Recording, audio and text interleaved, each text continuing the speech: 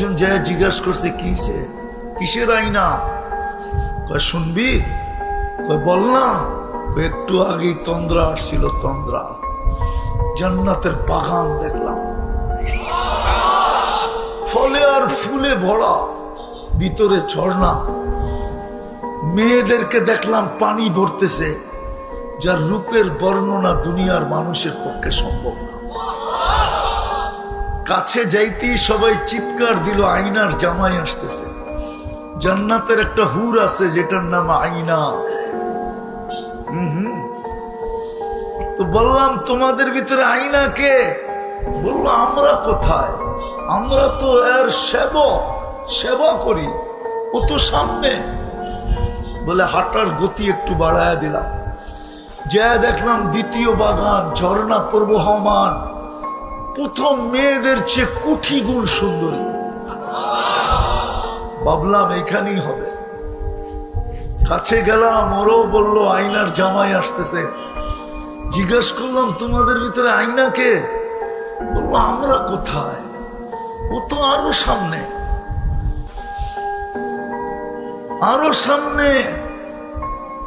তো এইবার জোরে হাঁটতে শুরু করলাম, দৌড়াইতে শুরু করলাম।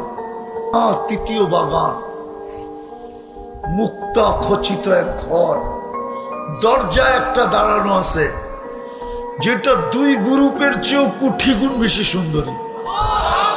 ভাবলাম এটাই, একা একা জাম্প দিয়া ধরবো, কিন্তু ও থামায়া বলল আমি না, আসলটা ভিতরে।